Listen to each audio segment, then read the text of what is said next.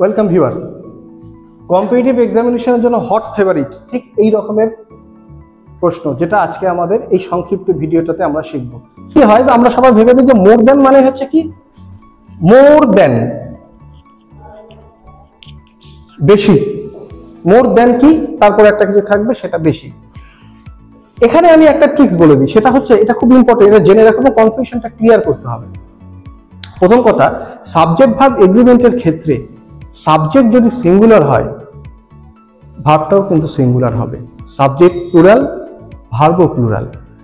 এটা একেবারে basic theory of subject verb agreement, যেটা প্রত্যেকেরই মিস হওয়া কাঙ্ক্ষিত না। বিশেষ করে কম্পিটিটিভ এক্সামিনেশনে যারা করবেন বা যেই ভিউয়ার্সরা এটা করবে, তারা এই ক্ষেত্রগুলোতে ভীষণ যত্নবান হবে, নাহলে কিন্তু একটা নম্বর মিস হয়ে গেল।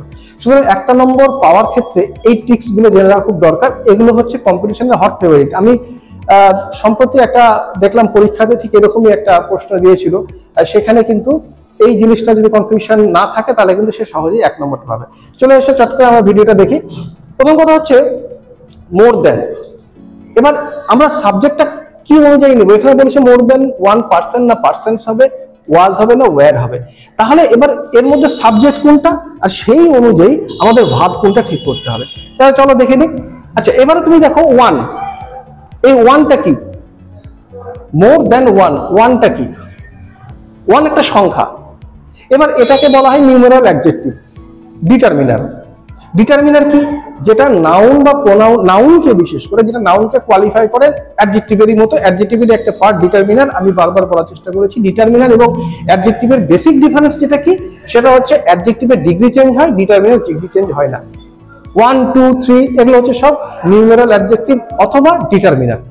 এবার ডিটারমিনারের পরে তাহলে নাউন থাকবে। এবার আমাদের জানতে হবে সাবজেক্ট কি, কিভাবে সাবজেক্ট আমরা বার করব।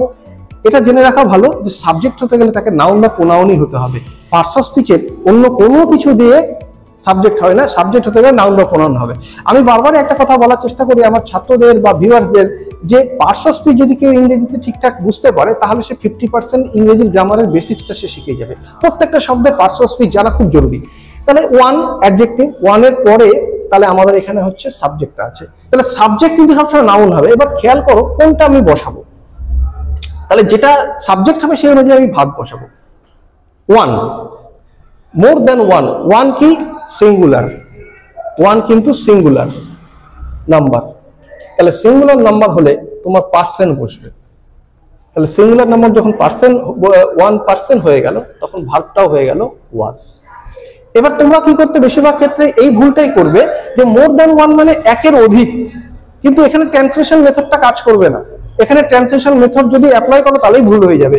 সিম্পল ব্যাপার, তুমি দেখবে ওয়ান আছে, ওয়ান, ওয়ান মানে এক, মানে সিঙ্গুলার, তাহলেই সেক্ষেত্রে তোমাকে পার্সন হলো সাবজেক্ট।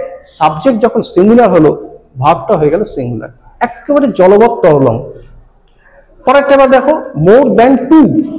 তাহলে এবার বলো, টু মানে দুই, প্লুরাল। প্লুরাল হলে কি হবে? পার্সেন্স হবে। প্লুরাল হলে পার্সেন্স হয়ে যাবে। পার্সেন্স যখনই হবে তখন এটা ওয়াজ হবে না, এটা ওয়্যার হয়ে যাবে। আশা করি বুঝতে পারলে।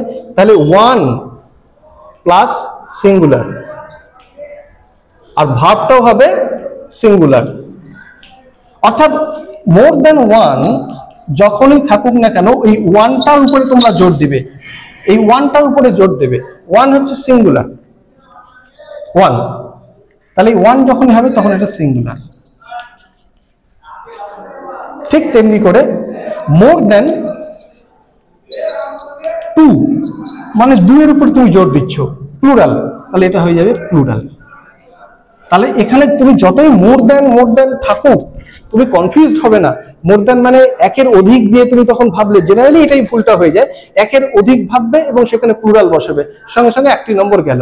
একটি নম্বর সিকিউর করার এটাই পদ্ধতি। মোর দেন ওয়ান হলে ভার্ব সিঙ্গুলার হয়ে যাবে, মোর দেন টু হলে নাউন প্লুরাল, ভার্ব প্লুরাল। আশা করি ভিডিওটা ভালো লাগলো। ভালো লাগলে অবশ্যই তোমরা জানিও, কমেন্ট বক্সে কমেন্ট করো কেমন লাগলো। ধন্যবাদ।